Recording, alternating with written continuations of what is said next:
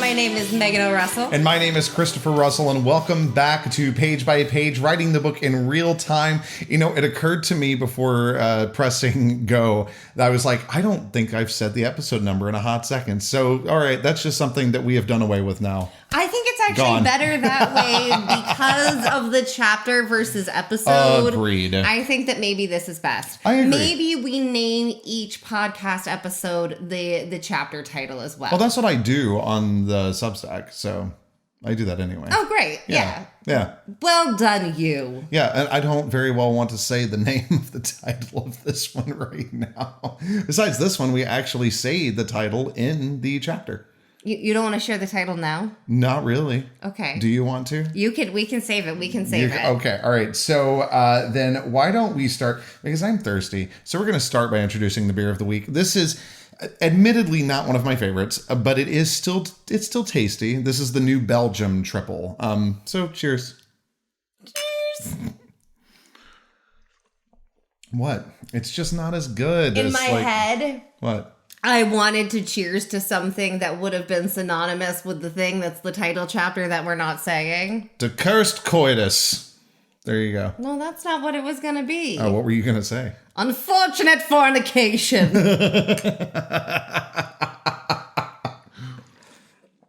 That was the loudest sip. Okay, you continue. poor unfortunate fornicators. In pain? Oh God, I hope not.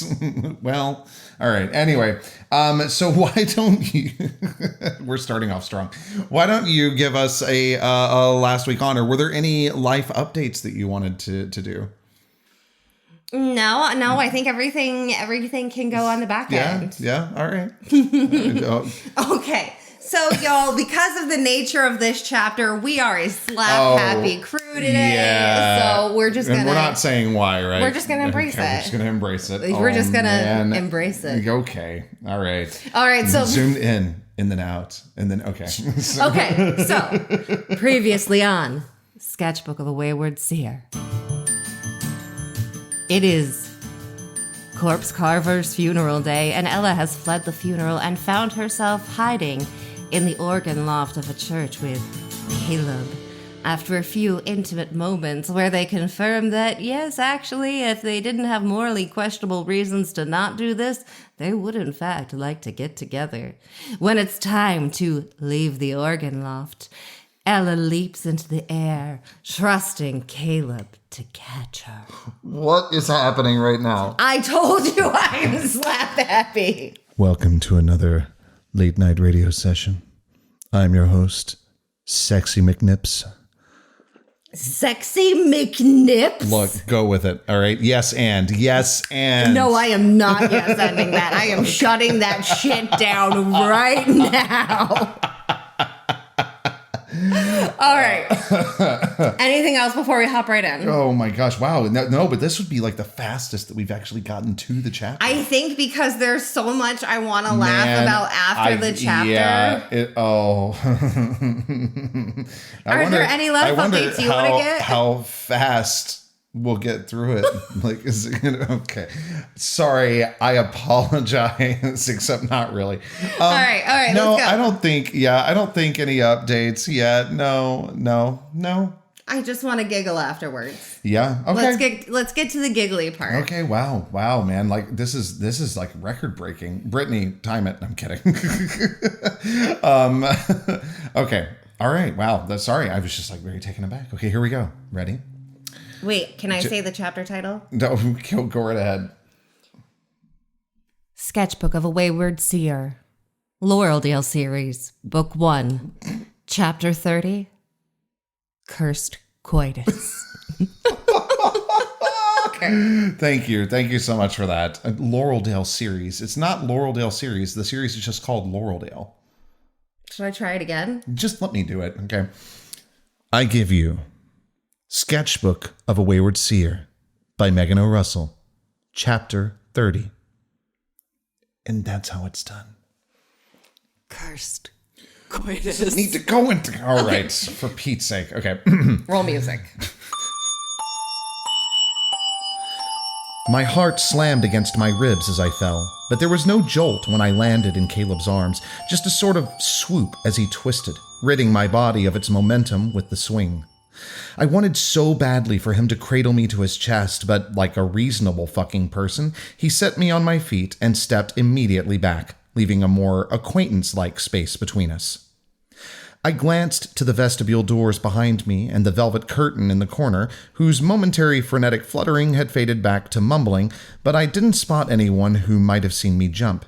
Judging by Caleb's unworried smile, he hadn't either.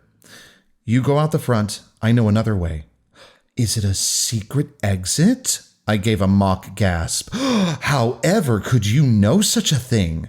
Caleb shook his head. The beauty of his sheepish smile slammed into my chest, stealing my breath because the playful joy in his eyes was for me. I'd helped make that joy. I'd made someone happy. Ella Day made someone happy. All I managed was a nod when he said, "See you tonight." I couldn't even get my brain to work well enough to realize I hadn't thanked him, not for comforting me or sharing the story about his ex with me or catching me, until he'd already disappeared. Tonight. You can thank him tonight. A surreal kind of giddy tingled across my skin as I pulled out my phone and headed for the vestibule. 2 new messages. From Paige. "You're okay with ditching and doing the hours later, right? We could pick the same day." No fucking clue what that meant. From Jason. "Are you okay? If you need a quick exit, I can borrow my mom's car and drive you back to school to grab your truck, or take you straight home if that would be better." I started typing back. "Doing fine," an understatement. I pushed through the swinging door into the vestibule. "Meet you at Ella." I never got to type the Argo. Jason jogged toward me.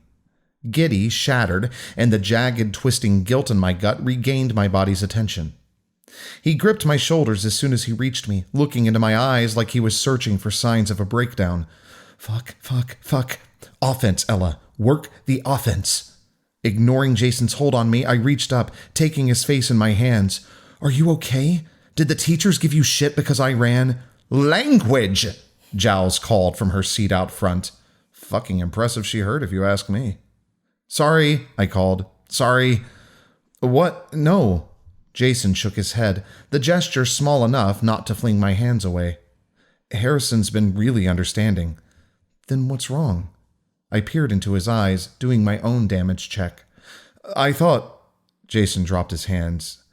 "I thought you needed help. Sorry. Damn it, I'm sorry." "Language!" Giles shouted. "Sorry, ma'am." Jason backed away from my touch. "Ella, I'm sorry. I apologized for projecting my trauma on you, then did it all over again. I messed up." I grabbed Jason's hand.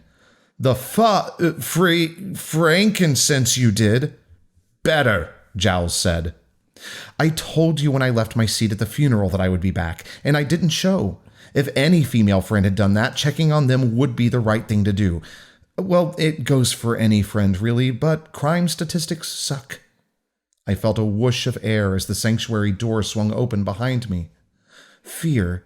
That's a lie, more like anticipation of something wonderful when you know it's going to have a hell of a cost, tensed my shoulders as I leapt away from the door, yanking Jason to stand safely against the wall beside me as, not the Fae I'd been expecting, Evan stepped into the vestibule. Evan. Evan likes to hit on Ella, Evan. Evan, who's taking Ella to the food truck fest next week, Evan. Lips swollen, chin slightly red, hair tousled, eyes blank with shock. "Oh, shit, fuckers." "Fucking fuckers?" "Focus, Ella." Evan's shock morphed into awareness, then fear, then panicked remorse as the swinging door to the sanctuary settled into place behind him. Jason said nothing. Evan said nothing. I said nothing because what in the ever-loving fuck was I supposed to say? Guess I can cross you off my list of potential human problems. Hope you had fun with whatever you were doing behind Caleb's ex's mom's former church's curtain. How good are the sex ed classes in Laureldale, and are you smart enough to know not to tempt fate while doing stupid shit on consecrated ground? I blinked once, twice, 3 times. Jason tensed. Offense. Fucking offense, Ella. You couldn't take the ceremony either? Giving my tongue a painful anti-vision chomp, I let go of Jason's hand to hug Evan, throwing my arms around his neck and giving him a big squeeze. Evan didn't react. I wish I'd known you'd ducked out too, I said. We could have hidden together. I'm sorry. Evan wrapped his arms around me, not in a friendly, comforting hug, but a genuine clutching me to his chest embrace. I'm sorry. I'm so sorry. His breath hitched. Oh, fuck.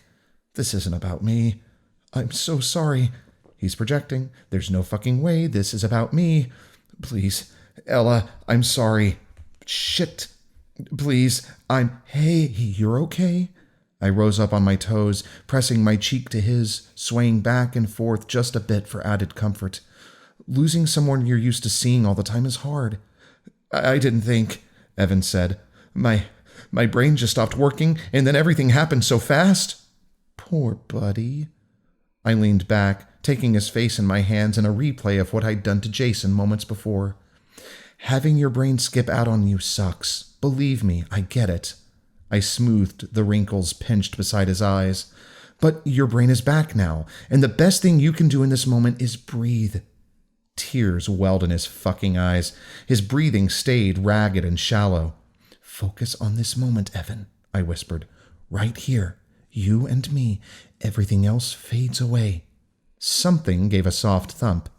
I was too afraid of Evan dissolving into sobs to break eye contact longer than a quick glance to check on Jason. We'll breathe together, okay? I rose up on my toes again and tipped his chin down, resting his forehead against mine, creating a tiny refuge for the warmth of our shared breath. In nice and slow. You son of a fucking language, Giles shouted. I whipped my head toward the son of a fucking voice. Fluttery hair Haley stood in front of the still settling sanctuary door on the far side of the vestibule. The fury in her eyes deepened as Evan tightened his hold on me, bracing me against him like I was both a helpless maiden and a human shield. What the fuck is wrong with you? Haley's voice broke. That's it! Giles grunted as she rocked back and forth, gaining momentum to hoist herself to her feet, giving Haley time to stalk within whispering distance of Evan and me. You just made the biggest mistake of your fucking life. Her gaze slid to me, tears clumping her bottom lashes as she shot a solid blast of loathing my way before storming out onto the street. Fuck. I dragged the word out like a mental sigh. I wanted to shove Evan off me and tell him to go after her, but Giles had started walkering her way toward us, hell fucking fire in her eyes. I don't care if you mess your pants, I want you out of my church. Yes, ma'am. I shoved free of Evan's too tight hold, grabbed him and Jason by the hands, and dragged them to the front door. Thank you for your hospitality. The boys were both dead fucking weight as I hauled them across the street, depositing them beneath a tree to recover from whatever morsel of that awkward had jammed up their brains. Jason rejoined reality first. We can't have the conservatory today, but we've got a corner reserved in the cafe. I don't care where we sit as long as there are rolls. I think this, I wrinkled my nose his way rather than saying Evan and Haley's shit show that stumbled the fuck upon us, calls for comfort carbs, and Evan's breathing hitched. Nice and slow. I laid my hand on his upper back, rubbing calming circles. We're going right to the Argo for comfort carbs, right, Jason? Jason's shoulders tensed. He'll feel better once he's had some Argo rolls, right, Jason? I over-enunciated the right Jason that time. Right, Jason nodded. But if you really want comfort, you might want... Oh, I lost it. Sorry. Woo, buddy. Hey, that's a record. That was such a good stretch. That's a record. Have we done that much since episode 1? No, I don't think so. Damn. I don't think so, yeah. I'm so proud of us. That was all me. Thank you. Yeah, but I didn't fidget, so I didn't distract you. I was like really holding still so we could power through. I did not fidget, so I think look, I almost I got 2/3 I got a third of the way through the chapter. I'm very proud of you. Thank you. But I think I deserve like 5% credit for not fidgeting. I'll give you 5% credit for not fidgeting. Thank you. Cheers. Let's cheers to that. Cheers to you. Sorry. Continue. What? Oh my gosh. Onward, ho. Hi ho. Never forget. Oh, Shrek. Okay. Well, now we have to tell them the story. What? I think we talked about this before, actually. Okay, well, after the chapter, we'll tell you the hi-ho story in case you forgot. Right, okay. do I need to put it in as a... here, I'll just put it in now. Hi-ho. There we go, done. Okay. He'll feel better once he's had some Argo rolls, right, Jason? I over-enunciated the right Jason that time. Right, Jason nodded. But if you really want comfort, you might want to consider the bread pudding. Gnawing hunger seized my stomach. I forgot to maintain my comforting cheer for Evan. My mouth watered. My voice gained grit. There's bread pudding. You made it so far without giggling, and that's what breaks you. No, because I'm just like imagining her voice being so not her voice. There's bread pudding. No, it's not like that. My mouth watered. My voice gained grit. There's bread pudding. Do I need to rewrite the line? No, don't rewrite the line. I will rewrite It's perfect. Do not rewrite the line. Okay, hold on. I'll try it again. My mouth watered. My voice gained grit. There's bread pudding. Is that better? Mm-hmm. Okay. Jason fucking smirked, all hints of tension erased. It's a very popular item. We should get to the Argo before the kitchen runs out. Don't tease us like that, Jason. Keeping my circling hand on Evan's back, I took his arm and steered him onto the grass, heading toward the Argo. Evan stayed compliant, keeping beside me until 2 Laureldale High students, seniors by the looks of them, crossed our path. He rocked back on his heels, digging in against me. I can't. Eat bread pudding? I raised my eyebrows at him, aiming for humor, falling flat. The poor babe was so fucking pale, the need to swallow... No. Oh. This never happened. The poor babe was so fucking pale, the need to swaddle him in a warm blankie rose from deep within me. But that would be really fucking weird, so I went back to the food angle. What about a flatbread pizza? Does that sound good? Or didn't you say there was some kind of Argo coffee drink you loved? Evan didn't respond. I twisted to look over my shoulder, giving Jason a wide-eyed plea.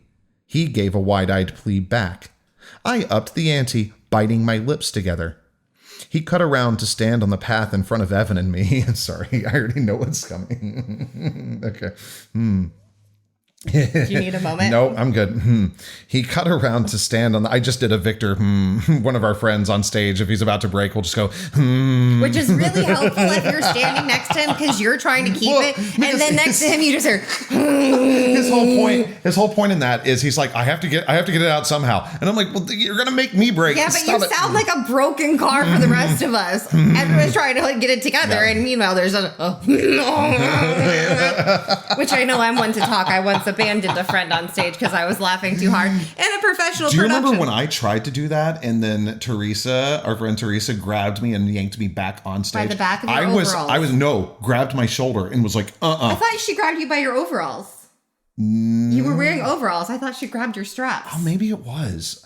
I don't know, but either way, something very funny happened, and I was really close to off stage, and we were all dying, and I was like, I'm leaving, and she went, no, you're not. It kept me on stage. It was like, thank you. That is what good friends do. Best friends, especially. Okay. Have you gotten yourself back together? I will see. Okay. I upped the ante, biting my lips together. He cut around to stand on the path in front of Evan and me. Sorry. Do you need me to read this part? No, I just had to take a drink. I'm good. I don't know why, but it's not that funny. Okay. It's hilarious to me. I don't know. I think it's so funny. Okay. He cut around to stand on the path in front of Evan and me. You've got to know better than to let a Haley tantrum get to you. Someone else will piss her off in a few days and she'll forget about you.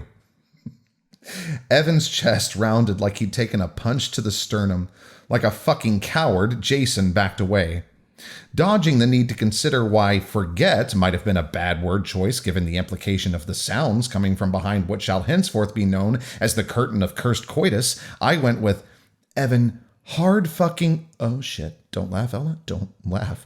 Days like this can be a lot better with a nice big, fuck, get it together, Ella, snack and time focused on friends. I don't deserve your compassion. Evan's breath steadied. The panicked shock in his eyes hardened into shittily built resolve. He lifted my hand away from his arm and pressed a kiss to my palm. You are an incredibly kind person, Ella. The fuck I am. I will earn that kindness. And he just walked the fuck away. Yep. Jason and I stared after Evan for a minute, watching his determined stride as he traveled in the exact same direction Jason and I had to walk to reach the Argo. I tried to think of something to say to bridge us back out of that catastrophe, but my brain got caught on the phrase, "What the fuck?" circling it around and around, offering no other options. What the fuck? What the fuck? What the fuck? Are you... Jason furrowed his brow, exhaled, and started over. Are you okay? Am I okay? I made an attempt to push down my laugh, but honestly lacked the will to fight that hard.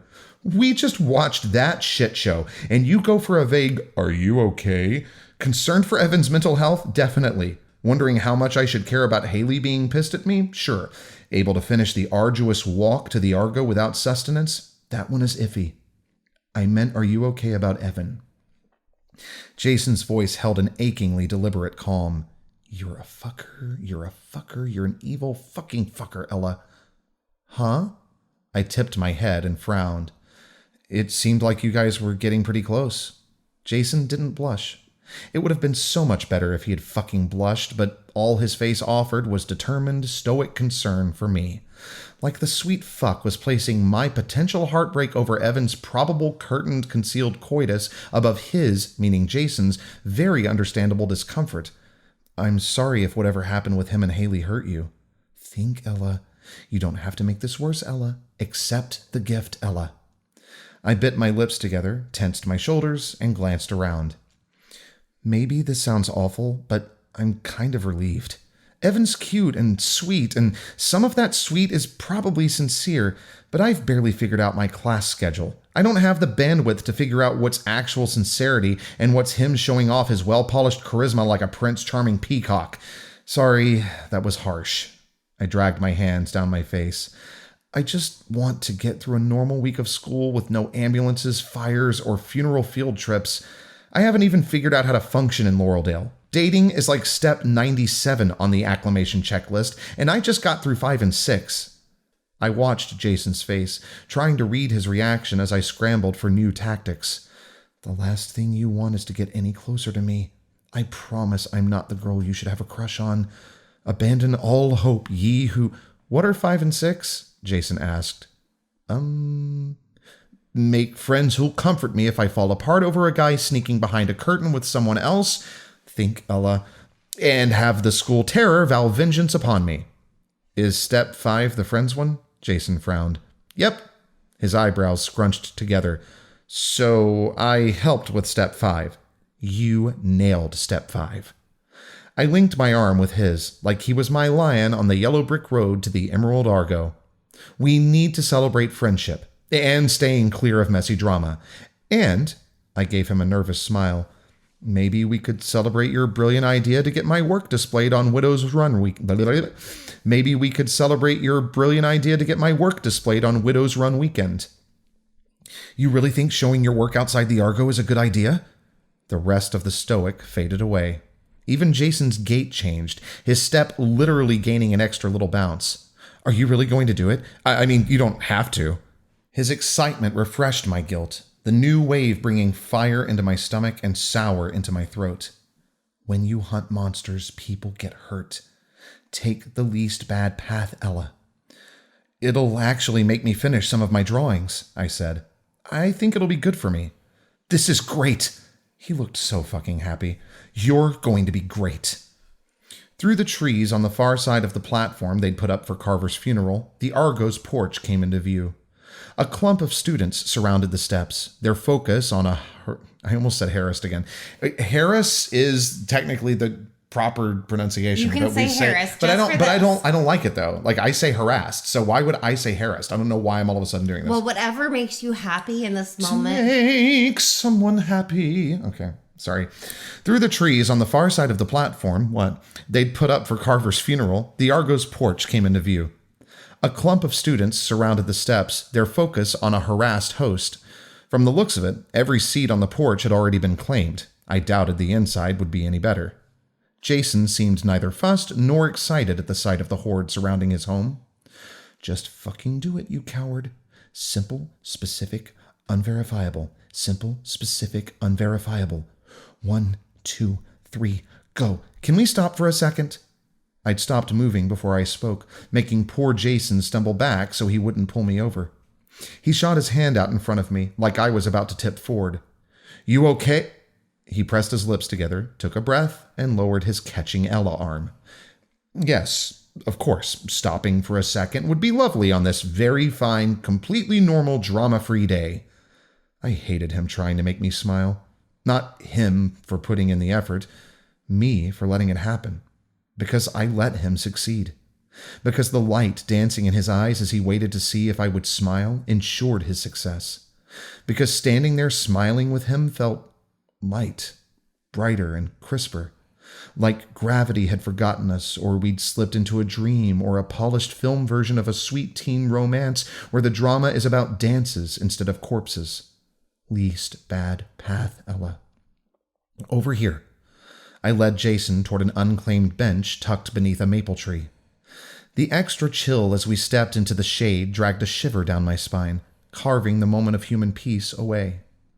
The mix of cars, coffee, and cut grass deadened what should have been the tree's comforting scent. Breathe, Ella. I let go of Jason's arm to sit on the bench. Despite the worried pinch of his eyebrows, he sat beside me without questioning our detour. Least bad. I know this is going to sound weird. I slid my phone from my pocket. And I'm kind of hoping if this knocks me from endearing weird to the fuck is wrong with the new girl weird, you might be willing to forget I ever mentioned it. Jason opened his mouth, closed his mouth, and flattened his lips together. Yes, I think I'm confused. I swiped open my phone, tapped over to the pictures, and pulled up a photo of my drawing of the missing cliff, offering it to him. I held my breath as he frowned at the screen. Wait, did you draw this? Oh, shit. Oh, shit. Yeah. His eyes brightened, his frown turning into a slightly gape-mouthed smile as he zoomed in on the center of the drawing. Wow.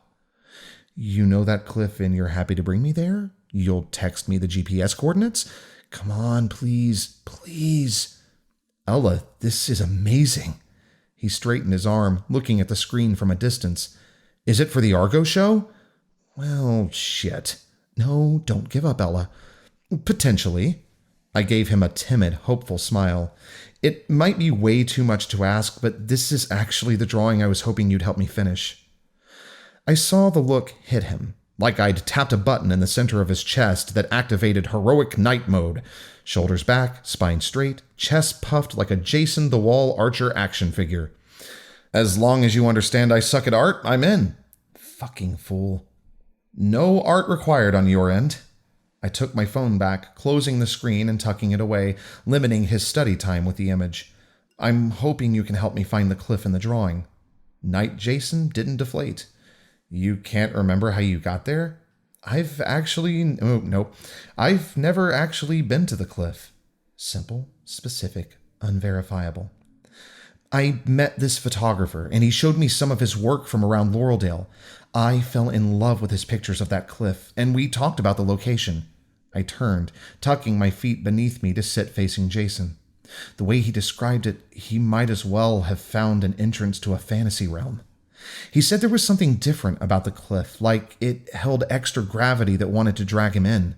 It felt too quiet, but not in a peaceful way, like there was something he should have been hearing but just couldn't. And there was a presence his soul knew existed but had no way to find. He sounded so sure there was some otherworldly lure to the place, I wanted to see it for myself. Sure, Jason's brow furrowed. Stick the landing. When I asked the photographer how to get to the cliff, he said it was off the trails and he wouldn't feel right letting me hike out there on my own. I sighed, both for dramatic effect and in genuine self-loathing. I started to feel weird, so I said goodbye and left, but the cliff sounded so mysterious I can't get it out of my head. And even though all that extra gravity spiritual stuff is probably bullshit, I still want to see it for myself so I can draw the view the way it really is instead of working from a memory of a picture. And I know it's a stupid thing to fixate on, but the way he said he wouldn't feel right letting me hike out there felt like a fucking challenge. I dug my knuckles into my now throbbing temples. I've tried to figure out where the hell the cliff is. I'm failing miserably, and defeat is getting really old. I held my breath as I teetered between genius and fuck up. Can I see the drawing again? Jason held out his hand, casually, like he was asking to borrow a pen, not remove a dangerous object from someone mid-mental health crisis. Keep calm, Ella. Sure. I took out my phone and pulled up the picture. He studied the whole image for a few seconds before zooming in on the top right corner of the screen. He tipped his head and zoomed back out again, and in again, and out again, and in again. Did you draw the background based on the photo? Yeah. Zoom out again, and in again. Clouds blocked the peaks? Clouds blocked the peaks. Rain pounded down, blood in my throat, cold, calloused fingers touching my cheek. Panic turned my lungs to stone, so I nodded my answer to Jason. Damn. Breathe, Ella. Zoom out again, and in again. You know how to breathe, Ella. From what I can tell, that, he pointed to a bump in the silhouette of the mountain slope, is probably the overhang on Airy Peak, making that, he traced a dip on the upper left of the screen, the saddle between Raven Peak and Airy Peak. My body lost all feeling as hope dared to rear its fucking head. Where would that put the cliff? If that is the overhang? He zoomed in on the cliff, the fissure the monster had tossed Clara down. My guess would be somewhere on the western slope of Gates Peak. Not that that's a huge help. Yes, it is. It really fucking is. With how the trees are growing up from inside the fissure, there's a chance the area is marked to watch for landslides. He handed me back my phone. If you text me your drawing, I can look at some maps and make a search plan. We'll still have a decent area to cover, but I can give us a good start. We'll? I let hope drift into my voice. Us? You asked for my help. I threw myself at him before he finished the word help. I hadn't planned to, hadn't anchored myself to prepare for physical contact. The light dancing in his eyes won again. Made me forget to fear my mind being torn away. Made me forget to hate myself for clinging to him, burrowing into his arms like he could carry me away to our own bright, crisp, corpse-free TV heaven. He wrapped his arms around me, and it was like feeling the sun coming up over the horizon. Warmth and light so close at hand. Warmth and light are where people like me do the most damage. I hugged Jason tighter, pouring another set of apologies I'd never get to give into the embrace. Thank you. His chest bounced with a soft laugh. We haven't actually found the place yet. I sat back on my heels, swallowing the tightness in my throat. But I'm a hell of a lot closer than I was 5 minutes ago. Jason gave me a faux sly smile. What can I say? I've spent my entire life having my dad haul my ass around these peaks, and with only him for company, staring at ridgelines is the best entertainment you can get. When do you think we can start searching? I asked. For a split second, I thought I saw panic flicker through his eyes, but it vanished back into a smile before I could be sure. I can have a preliminary search grid ready by Saturday if you want to steer Paige that way for the group hike. Make everybody help us look. Obsessing over an inexplicably alluring cliff isn't a great look for the new orphan in town, I winced. Cliffs and traumatized teens don't usually go well together. I don't want to hand people a reason to worry about me.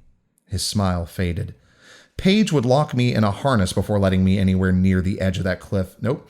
Paige would lock me in a harness before letting me anywhere near the edge of a cliff I've been looking for. My voice tightened as I laughed. Wouldn't you have tried to clip me in yourself if I hadn't told you about the photographer? But mentioning the photographer means admitting I had a nice, lengthy, private chat with a strange man I met in the woods, which would be a very bad thing to get back to Kate if I ever want to be allowed out of the house again. Jason sat back, dragged his fingers through his hair, frowned, and dragged his fingers through his hair again. Do you want to find a time to hike out just the two of us? Or do we want to brainstorm a less true crime explanation of the cliff that inspired the drawing and convince Paige it's her idea to do an on-location photo shoot of you to hang with your art on the Widow's Run weekend? Fuck, he's good.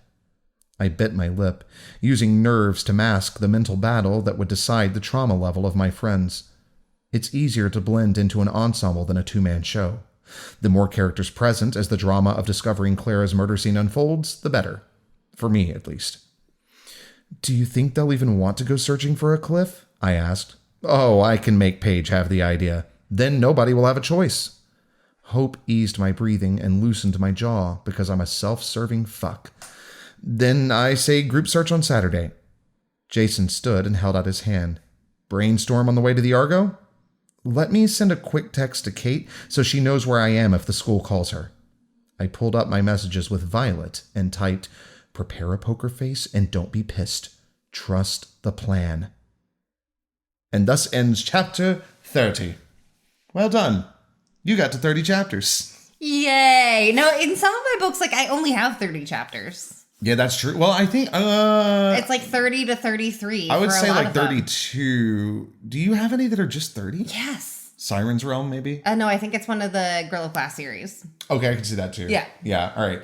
Cool. All right. So, what do you think? How I want to pat myself on the back for not laughing during those tense as fuck moments of teen angst, which we will be talking about. But go ahead, give us your 2 cents. No, I just want to talk about the teen angst. You just want to talk about the teen angst. Well, the thing is, like, okay, so Ella is living very much split between 2 worlds, which is it is an Etherean teen's existence. Like, you're gonna have your Etherean life, you're gonna have your human life, but she's really dug into like some dark Etherean shit right now. Mm-hmm. But somehow she has gotten pulled into school drama. Uh-huh.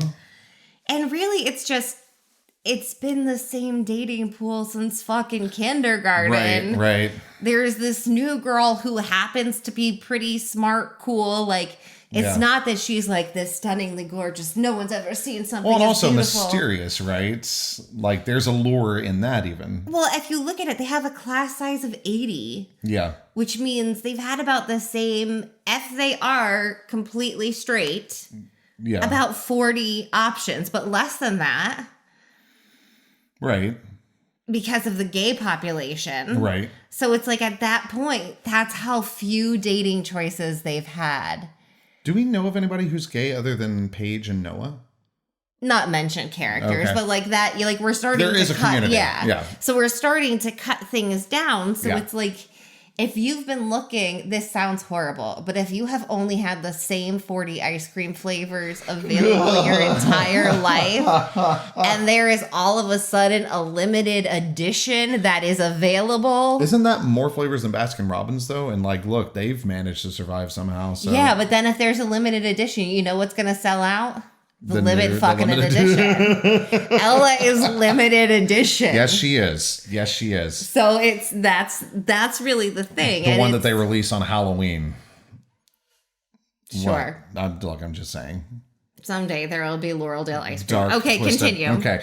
All right. So oh man, I didn't mean to. Do you want to talk about what was going on behind the curtain before we get into this? Okay, so here's the thing. And if you want to re-listen to this portion of the chapter or to hop over to the Substack and read the chapter, if you want to join the my ARC team who gets access to the chapter on Substack, we'll drop a link with the... I drop a link every week, but it occurred to me today, I was like, I wonder if these links really go through to the different podcast platforms, and the hyperlinks don't. Okay, so you're going to have to do some copy and pasting, but we will make sure that it's available so that you can find it, so if you want to read the chapter that way. Yes. But...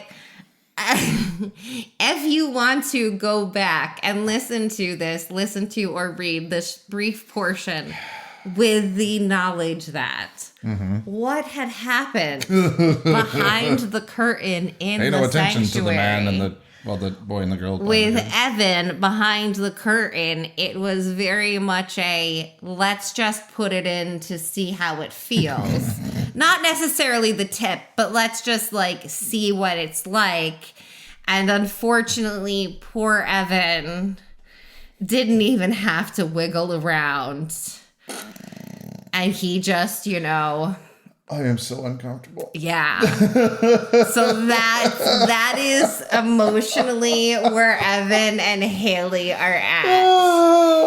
is I think this I'm like blushing, literally. stressful, like what the hell behind a church curtain. Mm-hmm. Like that is where Evan is coming from in this. Ooh, they going to hell. I'm just saying that now. I'm sure there's some kind of penance for if that's what they believe. Most religions have penance. Oh yeah, It'll be true, fine. True. But so that's where this is. So there are some puns that read better when you know that that's what's in there. And again, like it's never going to be pointed out on the page that like, hey, you know what's happening behind that curtain. Right. But the scene is written so that's what's in your head. That's what what's actually in happened. my head. That's canon. To make the comedy happen. That's canon, but not everybody needs to know. Yeah, not everybody needs to know, but that's where the comedy is being built from. Is that place? That is what Evan's mental state is during his reactions. So we have, first of all, before we even get into that, I wrote out, oh my God, I completely forgot that he was supposed to be taking her on a date. Well, she had not agreed to a date. Right, but that's what it was. But yes, he was supposed to be taking her places and decided to see how it felt behind a curtain So instead. let's talk about some of these lines. So, and say lips swollen, chin slightly red, hair tousled, eyes blank with shock. Oh shit, fuckers. Fucking fuckers? She guessed right. Oh my God. And then I love this so much. Evan's shock morphed into awareness, then fear, then panicked remorse as the swinging door to the sanctuary settled into place behind him. Jason said nothing. Evan said nothing. I said nothing because what in the ever-loving fuck was I supposed to say? And then her just blinking at them. And then Evan, I'm sorry. I'm so sorry. Oh, wait, where's the next part? My brain just stopped working and then everything happened so fast. Literally. That's the thing, and that's some of the things that I was really excited to share on the podcast. Her response in her brain, poor buddy. Which is funny, because when I first read that line, I was taking it as being very sarcastic, but then the more I looked at it, I was like, oh no, she's being serious. Just like, it wasn't like a poor buddy. It was poor buddy. No. Something bad happened, buddy. Oh, did you have an accident? You need to go have some bread pudding. Do you need to go buy some Plan B? Oh, yeah, that's for real though. But there are lots of things like that in the books where there is a joke that's in my head that's never going to be clearly on the page because it just doesn't need to be there. Mm-hmm. But in order to set up the character reactions to make it work, it exists. And that's one of the things that I was so excited about with the podcast is that I get to be like, guess what happened behind the curtain? Yeah. Even though there's no place for it in the book. Like no one needs to it's not a plot line that you need to know that's exactly what happened. Right. We don't need to all share that horror with them. Yeah. But I get to say that because it's on the podcast. So you wanted to bring up the fact that you absolutely set this scene up like it's something out of a farce. Yes. Okay, so do you want to explain farce to our audience in case they don't know what it is? Farces are, I'm going to get the explanation shittily, but that's okay. So farces are do we need to phone Victor? No, farces are a kind of play that are based on physical comedy. A lot of them are British. Slapstick, it's not necessary. It's not like Champagne. But a lot of them have door sequences where it's people running in and out of rooms, running in and out of doors, climbing through windows, kind of like chase sequences. Did you just say that farce is not like Champagne? Yeah. Hilarious. So I think that I might have been douchey enough to bring that up. You're talking about the fact that Champagne is only Champagne if it's from the Champagne region. Yes. So meaning farce is not only farce if it's from the UK. It's like That's British farce. What a funny, I never would have thought of that comparison. Well, I just came up with it. I hadn't heard about it. That came in my head right now because I was trying to think of another comparison. No, that's And great. I went to Europe and Champagne was there. So look at me. Yes, yeah. Look at me go with that brilliance. But yeah, so a lot of times in farce, there's multiple doors so people can run in and out. And when I was planning the church, I knew that I wanted to have this kind of multi-door reveal. Mm-hmm. So that's why I had the multiple sanctuary doors instead of like one main one that split inside. I set the doors far apart. Yes. So that if Ella and Jason are pulled against the wall, Caleb's walked through but hasn't stepped past. Haley has no view of them looking through the window on the far door. So she can't actually see there's anyone in the lobby. She thinks she's clear. Right. And like the mechanics of that aren't important to the storyline. It's not like a fight sequence where like someone's dropping a dagger and you have to track it. Like it's not like that. Yeah. But that is how the blocking of the scene would work, if you were. And then we have the added layer of jowls still being present. Language.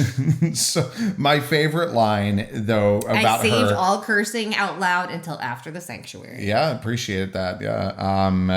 Not well, just out of a sign of respect. But I wanted to shove Evan off me and tell him to go after her, but Jowls had started walkering her way toward us. I saw that while I was editing last night. I went walking. Is that what she meant? And I went, oh, no, I know exactly what she means. Walkering, yep, walkering. Yep. No, I got you. I feel like that should be in the dictionary at this point. Like, walkering. Yeah, I agree. It just makes me think of the Walker dance in The Producers, though. Oh, yes, the little old lady dance. It is a great dance. It's so good. Okay. Right. So we'll save hi ho for the end. High ho for the end. Okay. Hi ho. We can end on a hi ho note. Yeah, is step 5 the friends one? Yep. So I helped with step 5. You nailed step 5, and I went, yeah, because he's been friend zoned. He's been human zoned. He's friend zoned. He's friend zoned. He's human zoned. The poor guy doesn't have a chance. Yeah. Actually, why don't we talk about that a little bit? So there is this. Do you want to talk about the line? I don't remember exactly how you changed it, but it was. Do you remember what the line was? And I can look for it. Yeah, if you want to pull it up.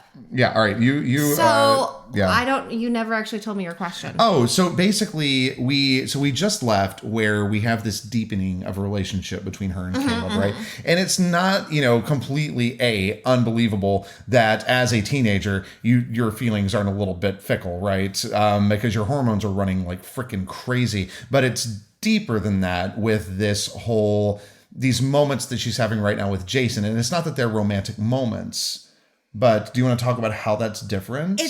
They're not sexual moments. Like, sure, they have a little bit of romance to them, but it's that sweet, pure, bright, happy romance, which is not what she has with Caleb. Yeah. Like, she has giddy, she has alluring, she has happy, but it's not that bright, sparkling place where Jason Archer exists and a knight in shining armor can help you fix this thing. Right. So with Caleb, she has this connection, but with Jason, I mean, he is handsome. He is really nice. He's a great guy. The problem is he's human, but because he's human, he exists in this world that is so fucking appealing, but it's just not her. Yeah. And so that's why it's more than just him in the park and him smiling. It's this rope just trying to pull her into this bright, happy, placid world where she can Haley and Evan are the biggest drama she has to worry about this year. Everything's fine. Let's go hiking with our friends. Right. He's pulling her in this, she could have this life, but no, she fucking can't. I think it was something. I don't remember what it was initially, but it was the yes, I don't know. I remember. Oh, go ahead. Okay, so originally the line had been, like gravity had forgotten us, or I'll go back a little bit. So this is when he smiles at her for completely normal drama-free day. And then he says, she says, because standing with him felt light, brighter and crisper, like gravity had forgotten us, or we'd slipped into a dream, or I had just heaven. Because to me, it's in her head, it's pure sweet romance is this heavenly thing. It's what a heaven sequence looks like on TV, where everything is happy and there's birds and there's sunlight and there's all this stuff. So that to her is her interpretation. And you left a note in there for me. You were like, does this read too much like stuff that happens with Caleb? And I was like, I said, but I do worry about people not being able to read between the lines and thinking that she is being fickle. Like, because I don't want her to come across as unlikable. Well, she's very much drawn in both directions, but it's not the same thing. Right. Yes. And so what I changed the line to was, like gravity had forgotten us or we'd slipped into a dream, or a polished film version of a sweet teen romance where the drama is about dances instead of corpses. Great line. To just elaborate on, it's not... Like, yes, it's about him. Like, she likes him. He's great. Yeah. If she was a human, he's totally sweet, go and for it. And he is attractive, and yeah. But it's this appeal of this could be what she does. She could just go hang out with her friends. Right. Like, she could actually be worrying about an art show a cute guy set up for her. Right. Instead of having the weight of the Etherean world on her shoulders. Well, not of the Etherean world. Kinda. But of a dead... Like, she has the weight of a corpse on her, and that's enough. Yeah, but multiples of them. I mean, she is the product of a treaty. Right? Yeah, she has a place. She was born for a purpose. For Pete's sake, like that's what a burden, especially from such a young age. Like, oh, well, gosh. That's kind of why they get sent to the Sibyllary, because it's a lot. So putting them with, releasing them into the wild with their own kind. Only really, it's putting them in a compound with their own kind, because it does suck and it is hard and it is uncontrollable. I can't even imagine. So I wanted to talk about a difference of views that we had with this line right here. And obviously you're the author, so you're right, but I just think it's interesting. The extra chill as we stepped into the shade dragged a shiver down my spine, carving the moment of human peace away. So another great line, and that happened just a couple of paragraphs down from the one you were just talking about. What I said to you is I was like, that to me... I feel like the chill that she's feeling, like this is all very symbolic of her realizing, okay, I am now walking down this path that I don't want to go to pull Jason down here with me. So it's her thinking about the things that she has to accomplish now. But then you had a different answer to that. It's kind of peeling herself out of the human costume of like, I am not the happy girl who met Jason in the vestibule and just survived some huge teen drama. I am Sybil, who is on a mission now. Like she peeled off that skin. She's peeling off that costume, and it's like, okay, let's do the greater good. If the videos ever go up, then Chris has a kitty. I do. Hi, Babs. I don't know if you've seen Maribel yet. Hi, no, Maribel. What are you doing? She doesn't usually come visit for podcasts. She doesn't usually come visit for podcasts. They've been fed. I don't know what she's lying about. I don't know what she's doing at all. This is not like a huge thing, but the fucking fool. It just immediately, for some reason, made me think of Justin, our friend Justin. I don't know why. Like, fool. I think it's like maybe D&D campaigns that he would say that. So it reminded you of our old Dungeon Master? Yeah, yes. Okay, maybe you should say that part, because nobody else knows who Justin is, baby. They all should know who Justin is. He's amazing. Nobody knows who everybody is in your life. But I know everyone. Okay. I know you do. You wanted to talk about this right here. Oh, yeah. So And I'll take care of petting the kitty. Oh, that's a lot of hair. That's a lot of hair. It was... Honey, why do you shed chapters and chapters ago, but we were talking about Ella's parents helping her learn how to sketch and learn how to draw faster and how to memorize scenes faster and people's faces faster and everything like that. And there's a mention in it of her mother. She had a problem with the top right corner of her drawings where it was kind of muddy. Like she just couldn't get that part. And so her mother really drilled the top right corner with her to make sure that she compensated for that. And the top right corner is where the outcropping on Airy Peak is. Right. And that's just something I put in because I was like, now, like, she is trained up to see that rock. Like, yeah, she has been prepared to find rock. And I just thought that like, it is not like this monumental plot point, but it does have that kind of meaning of, you know, as much as everything's in a Sibyl's life can have meaning, she was very much ready to have that landmark that Jason knew. Yeah. because she's really good with the top right corner now. Well, and how all of this, like the way that all of this is built up, because I don't know how many people have also thought about this, but you've built up Jason as being this big hiker for a while now. So you've set this little gift up forever ago, and then you set Ella up with the cliff what feels like forever ago, and now these things are finally converging, and it's so cool to see the way that things are starting to tie together. Because we're getting towards the end. We are. Yeah. All right, so now do you want to tell the hi-ho story? Is there anything else we wanted to say about Sketchbook of a Wayward Seer? Oh gosh, I don't know. I'm a little like, I don't know if this is something that you're wanting, but I'm still kind of team Jason. Like, I like Caleb. I like the way that she likes Caleb. I like that how Caleb is very sweet to her, but I'm like team Jason. Why man. are you like, team Jason? Because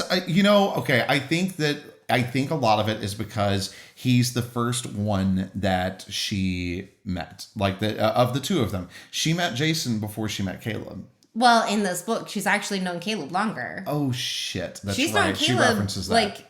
She's been aware of Caleb's existence. I think because for Jason's years. the underdog, because according to everything that we've read, he doesn't have a fucking chance. So it's like, but I'm holding out hope. He's such a good guy. He's a good guy. Anything else? I'm just glad that Evan's out of the picture now. All right, sorry, continue. Go ahead. He's having such a hard day.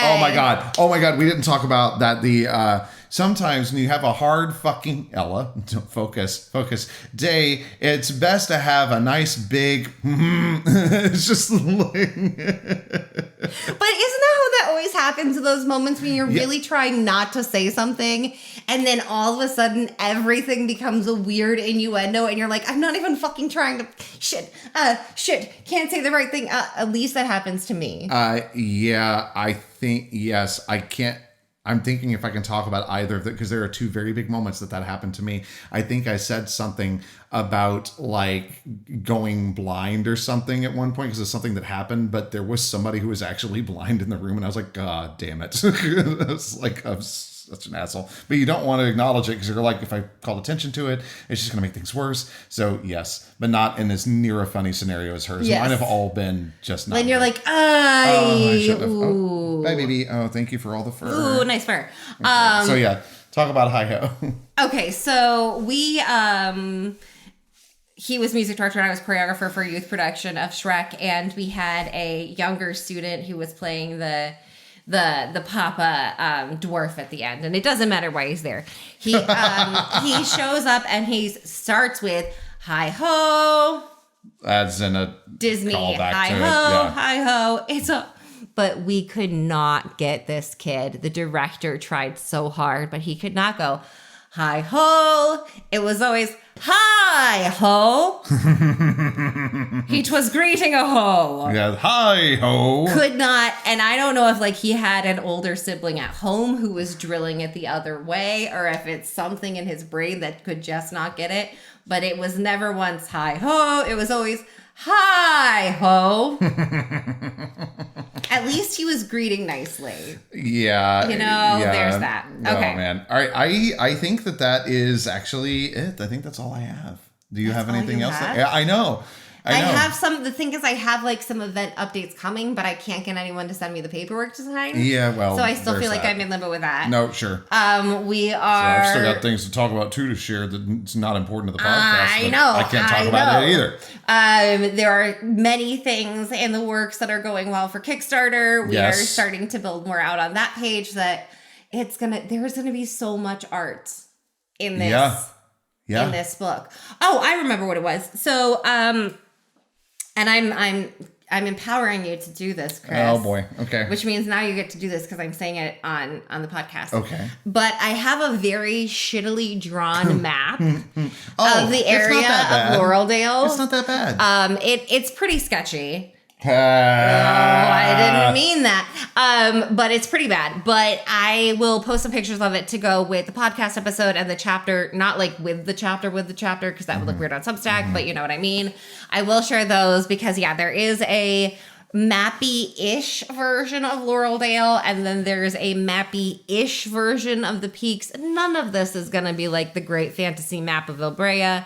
I am hoping to get a map of Laureldale to potentially go with a Kickstarter as a stretch goal would be great. A stretch goal of having a map of Laureldale made would be fantastic. Yeah, that'd be great. But we at least have the bad Megan stick figure sketch. It's great, honey. Thanks. You did a great job. I make a map with my great art skills. I didn't say they were great art skills, but you made a really good map. Thanks. So yeah, I think that's it. We will post a picture of the map and my shitty little rendition of the mountains. Are we doing that with the blog or with the podcast post? Podcast. We're going to put it with the podcast. All right, cool.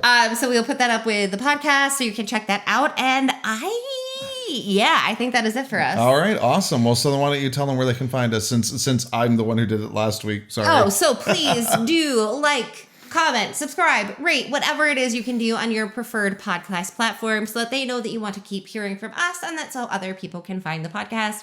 Also, we do have Instagram, TikTok, Facebook. We also have Substack if you want to come check out the text and join the advanced reader team.